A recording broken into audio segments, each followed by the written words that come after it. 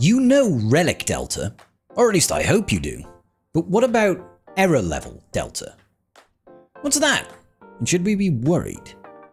Let's talk about it. Welcome back, ladies and gentlemen, to the tribe, to another Galaxy of Heroes video with me, your bold boy Scribe. How the devil are you doing? And welcome to your daily dose of Galaxy of Heroes. I call it a daily dose of Galaxy of Heroes, but this bald-headed individual has been rather useless at getting videos out recently because I've been in my own head too much. Congratulations!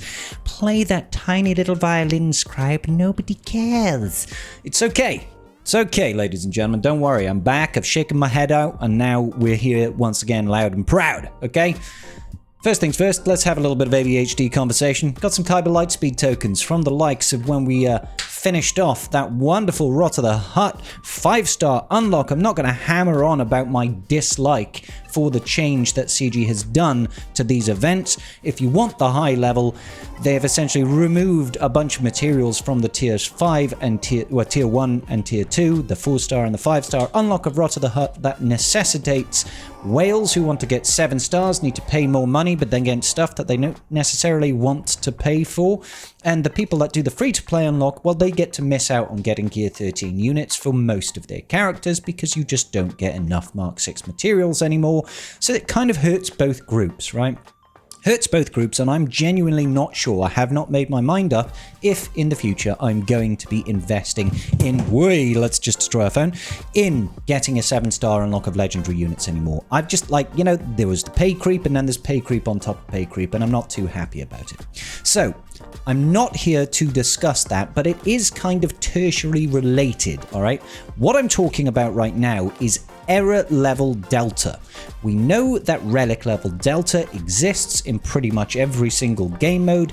Doesn't exist in Fleet. There's no such thing because, technically speaking, there are no relic levels on ships. There are on the underlying characters, but that does not necessarily translate to error levels. Relic Delta. Too many deltas in fleets. So for a high-level understanding of what is going on with Relic Delta, when you have a difference in relic levels between two different units, when calculating damage, there is a reduction in the damage that you deal to units that have got a higher relic level than you. So, for example, Grand Admiral Thrawn is doing an attack on Grand Moff Tarkin. My Thrawn is R7, my Tarkin is R9. If in that situation it was to happen, Thrawn would deal less damage to Grand Moff Tarkin because there is a 2-level delta between their relic levels, and Grand Moff Tarkin will similarly do more damage to Grand Admiral Thrawn because he has got a +2 delta. You can see this real quick and easy in any game mode that happens to have relic levels invested, right? So if I was to just go in over here, we'll just show it as an example of how this interacts, right? So over here, you can see this little -3 down here. That is indicative of the fact that my Supreme Leader Kylo Ren is Relic 10. He is Relic level 7. So I have got a delta of 3 there. If I was to look at other characters, we would be able to see it, but I can't taunt right now, so we can't ignore the taunt right now, so let's just give him a poke and see what's what. Yeah, let's just pass it back round. And look, you can see there is no delta here now. Why? Because my Hux is 7, Kylo Ren is 7, therefore we have got no delta going on right now. Alright? So let's continue, let's just go swipey swipe, boopity boopity. Actually, you know, there's no real reason for me to keep harping on about this. I just wanted to do that as, for example, to show what happens, okay? Now, something similar does exist within error levels as well. There is an error level delta which works on the very same principles, okay? It is not exactly the same. It is actually a very linear curve, so it's not like, you know, let's get the Relic Delta differences up right now, so we can just use that as for example. So we have this. I don't know if this, I can't remember if this is the final version that we went with, but I saw this on Reddit. I thought I'd just share it here because I can't be asked to keep looking. But it's there or thereabouts. But essentially, if there is no Relic Delta, then there's no difference in damage. If there is a 1 level difference, you deal 10% more damage or 10% less, depending on if you're higher or lower than the opponent. Then it goes 20, 50, 100, 200. You know, if you've got a Relic Delta of 5 or higher, that is the biggest it's going to be. Similarly, if you are below 5 Relic Delta over there is the maximum, you'll do 66% less damage, which is a significant difference, okay? It's a significant difference in how much damage you can deal. Now, Relic Delta is different to Error Level Delta in these numbers, okay? You can see that over here, it's not a linear progression. We go up 10, 20, but then we jump to 50, then it doubles, and then it doubles again. So that is an exponential curve, right? Similarly, this one here is not necessarily exponential, but it's not a linear curve. It just sort of dips out, right? Now, when it comes to Error Level Delta, the principle is the same. A delta is a difference between two numbers, so 105 to 10, right? The difference is every single level of difference between two units reduces incoming damage by 7.5% or increases it by 7.5%, okay? So damage dealt or damage received. Someone who is attacking someone at a higher level has got, is going to take less damage. If you have got a higher level, you're going to deal more damage instead.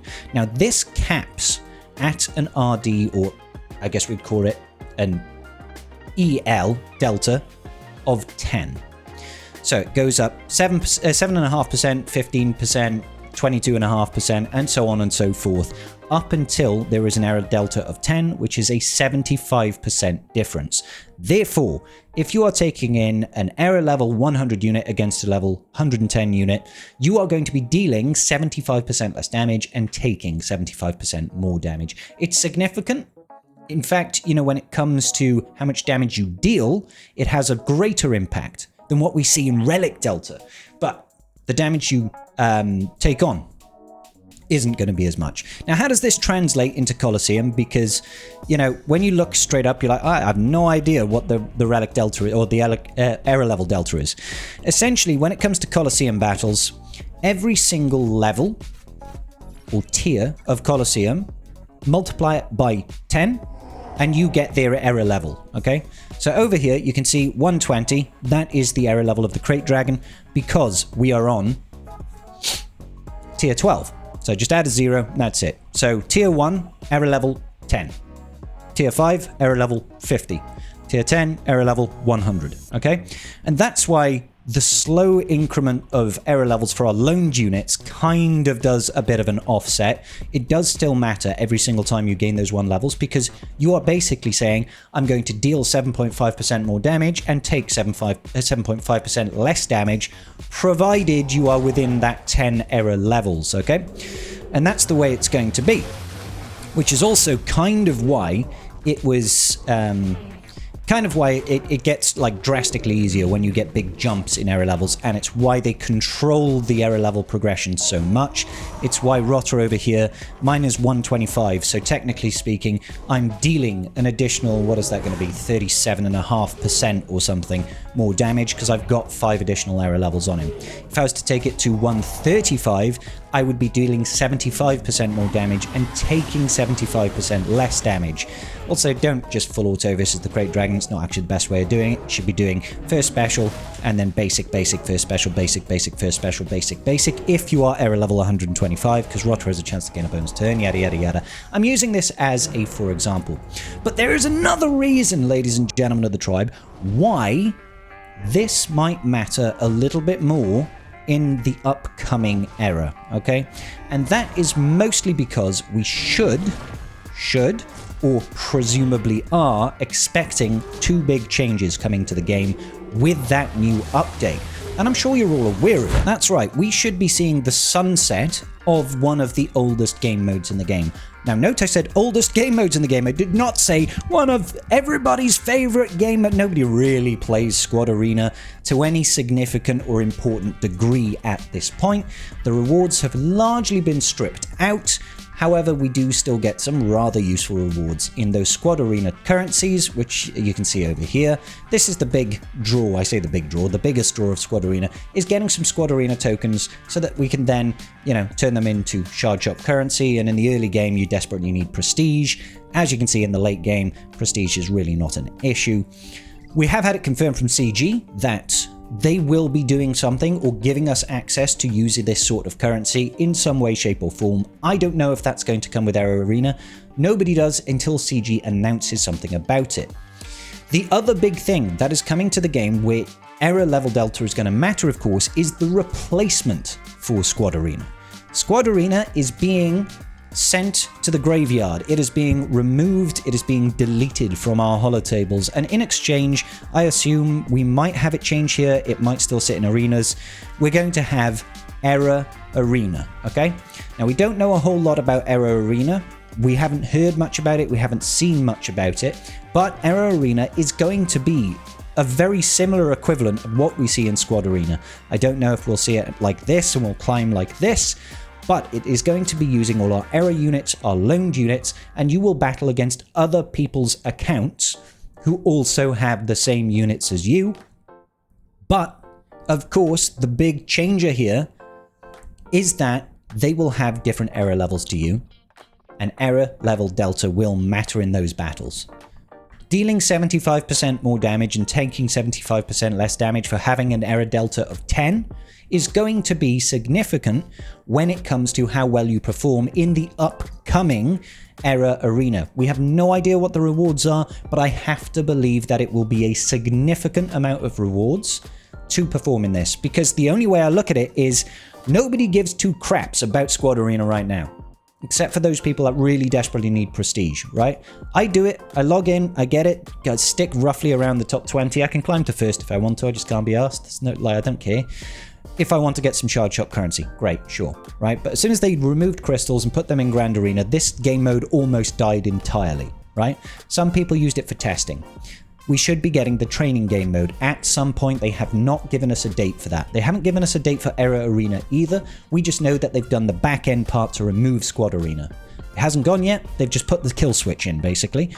We can assume, we can make some assumptions, but do not take it as read that that means we are getting Error Arena straight away, right? We might not. We might see it for months. It might not be till the end of the year. It might not be till next year. But error level delta will be a thing, and it is going to reinforce this position. It will reinforce this position that relic levels or error levels are going to be the deciding factor. How do we get error levels? The easy way, of course, is to just play Coliseum, rank up, and you'll get a bunch of materials. The other way, episode track sometimes gives it. The other way, marquees give them a lot. The final way, of course, and the most friendly to everybody's pockets, CG's pockets, unfriendly to ours, is going to be just go to the error store and buy the mats. Now, right now, this is heavily controlled so that you can't just buy your way to the top of the error level tower anymore. You can, but you can't do it until the end of an error. CG seems to want to control that until the 5th marquee comes out, the legendary unit comes out. At that point, you can buy all the materials that you need to get to 125 and beyond to 135. If, I don't know, you're made of money, completely made of, could you like sell your skin and get error levels? I don't know. But it will be a slow burn. And the people that buy things like the Episode Pass and the Episode Pass Plus and any of those additional areas of the game that give additional loaned unit level upgrades will have a significant advantage in this upcoming game mode. And if those rewards are significant, and I do firmly believe that Error Arena is going to be the introduction of Relic 11, it's going to be whip the credit card out, create generational debt, or kick rocks, I guess. I'm being a little bit dramatic here. I am being a little bit dramatic, but that is going to be the end game, guys. I feel like. Error Arena is going to introduce something. There has to be a reason for people to engage in it. And I think if all they do is give us more error currency like this, I don't think we're going to care enough. I don't think giving just this is going to make us care enough. Maybe if they update this store to give us more stuff again, more ways to spend this error currency. I already buy out everything here. I don't need these. I could get them, but they're all for useless characters at this point, in my opinion. So I don't really feel like I need to spend them here. I don't really need any more coaxial servo motors. I've hit that ingestion point right now that these are self-sustaining, provided I 7-star every marquee each quarter. Right, and I suppose get the most recent Journey Guide event, which we don't know I'm going to be doing. I will do it for Rotter. I'm not sure if I do it for the next era because I don't like the cost. The cost, to me, it's just getting stupid. It's just getting stupid. It's going up and up and up and up. See my previous video on that. So anyway, just want to be a big reminder here, guys. Obviously, does this materially change what you understand about the game? No. Everybody knows if you've got higher error levels, you're going to perform better. I'm just reminding you that error level delta is a thing, and it is going to change damage you can deal by up to 75% each way. 75% less or 75% more. 75% less incoming, more outgoing, or the other way around. Just so you're informed, let me know how you feel about that. Ladies and gentlemen, I'm going to wrap it up here because I am just rambling, but I thought people should be reminded about error level delta and why it impacts Coliseums and what is going to happen when we go to this new error-based PvP mode, Error Arena, whatever they're going to call it. Hopefully we get training mode soon after that, because once Squad Arena disappears, we do need a way to test things in the game so that we can learn and we can have some fun. Anyway, make sure you guys give it a like on the video before you go, and I will see you all in the very next video. Peace out, and may the Force be with you.